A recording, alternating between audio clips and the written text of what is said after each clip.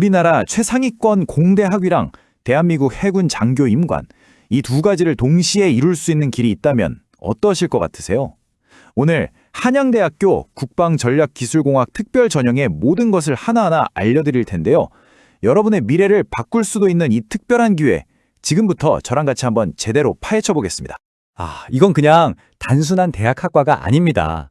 한양대학교가 가진 최첨단 공학기술이랑 대한민국 해군의 국방 노하우가 딱 만난 거예요. 그러니까 미래 국방을 책임질 기술 엘리트 장교?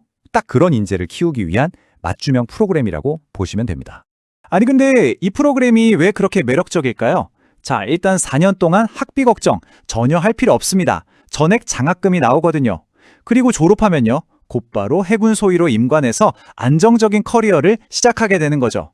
한마디로 리더십과 기술 전문성, 이 두 마리 토끼를 다 잡을 수 있는 최고의 기회인 셈입니다. 자, 그럼 지원자 입장에서 이 여정을 한번 같이 따라가 볼까요? 우선 어떤 멋진 미래가 우리를 기다리고 있는지 알아볼 거고요.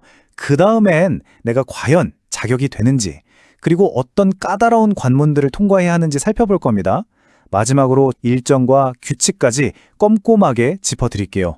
자, 첫 번째 순서입니다. 이 험난한 과정을 다 통과했을 때 과연 어떤 보상과 미래가 여러분을 기다리고 있을까요? 그 특별한 기회에 대해서 먼저 알아보겠습니다. 이 프로그램을 졸업하면 여러분은 두 개의 이름을 갖게 됩니다. 바로 공학자 그리고 장교죠. 짧은 군사 교육을 마치고 해군 소위로 임관하면 7년의 의무 복무가 시작되는데요. 이 기간 동안 그냥 복무만 하는 게 아니고요. 대학에서 배운 바로 그 최첨단 지식을 대한민국 국방의 심장부에서 직접 펼치게 되는 겁니다. 자, 그럼 현실적인 혜택 뭐가 있을까요? 정말 놀랍습니다. 급여는 7급 공무원 수준으로 아주 안정적이고요. 또 국제적인 훈련에 참여하면서 글로벌 무대에서 경험을 쌓을 기회도 열립니다. 20년 이상 복무하면 평생 군인연금이 보장되고 숙소 직원 같은 복지 혜택도 당연히 따라오죠. 이건 단순히 직업이 아니라 인생 전체를 설계할 수 있는 길이라고 할 수 있겠습니다. 자, 이렇게 엄청난 혜택이 있다는 건 이제 알았습니다. 그럼 이제 가장 중요한 질문을 던져야겠죠. 과연 나는 지원할 자격이 될까? 지금부터 그 자격 요건을 하나하나 꼼꼼하게 따져보겠습니다. 2026학년도 선발인원 전국에서 딱 8명입니다. 남학생 6명, 여학생 2명 뿐이에요. 이 숫자가 뭘 의미하겠어요? 바로 상상을 초월하는 경쟁률을 뚫어야 한다는 거죠. 지원 자격은 아주 명확하고 절대 타협이 안 되는 조건들입니다. 나이 요건을 당연히 충족해야 하고요. 오직 대한민국 단일 국적자만 지원할 수 있습니다. 군인사법에 저촉되는 일이 없어야 하는 건 기본이고요. 마지막으로 재정보증보험에 가입할 수 있어야 하는데 이건 뭐냐면요. 쉽게 말해서 여러분의 재정적 신용에 문제가 없다는 걸 증명하는 절차라고 생각하시면 됩니다. 자, 이제 이번 설명의 하이라이트입니다. 여러분이 반드시 통과해야 할 아주 까다로운 2단계 선발 과정은 과연 어떻게 이루어져 있을까요? 그 관문을 자세히 한번 들여다보겠습니다.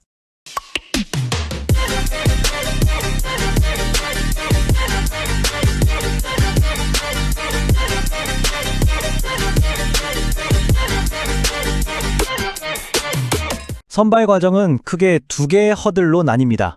1단계는 아주 냉정해요. 오직 수능 성적 하나만으로 모집 인원의 3배수를 걸러냅니다. 여기서 살아남아야만 2단계로 갈 수 있는 거죠. 그리고 2단계에서는 1단계 성적의 면접, 체력을 종합적으로 평가받아서 최종 합격의 기회를 잡게 됩니다. 순위 성적 반영 비중을 보면요. 가장 큰 부분을 차지하는 게 뭘까요? 네, 바로 수학입니다. 무려 35%예요. 국어랑 탐구가 그 뒤를 잇고 영어가 15%죠. 이 숫자들이 던지는 메시지는 아주 명확합니다.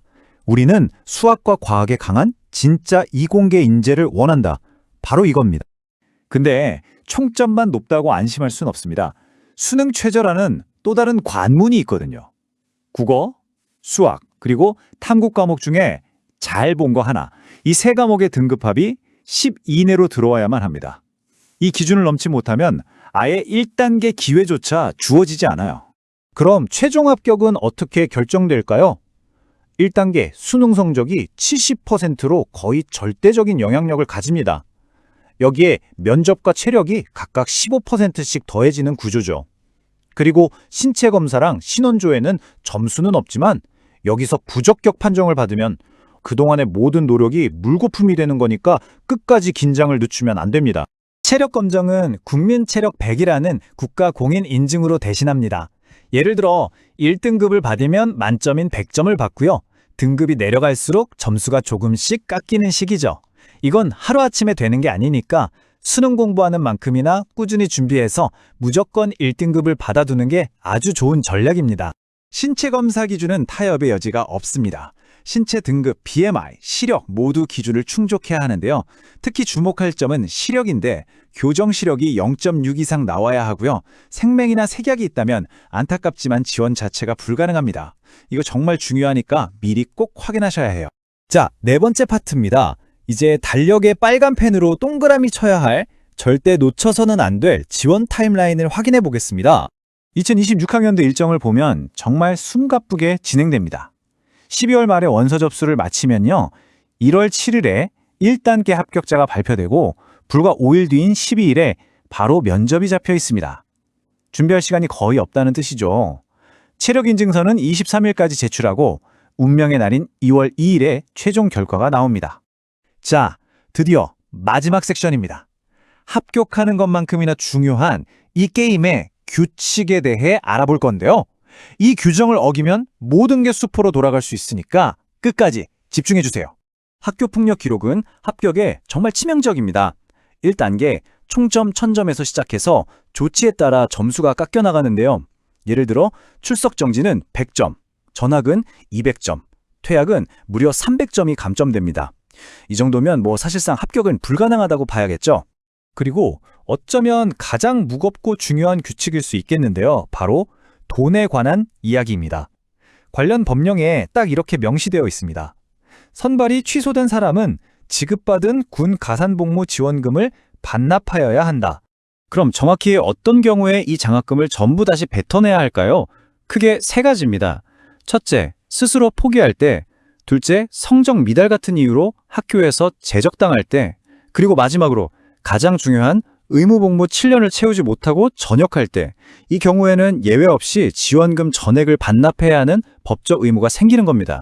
몇 년간의 전폭적인 지원과 안정적인 미래. 하지만 그만큼의 엄격한 자격과 무거운 책임이 따르는 길입니다. 이 모든 과정을 거쳐 대한민국을 이끌 차세대 국방 리더가 될 준비 되셨습니까? 선택은 이제 여러분의 몫입니다.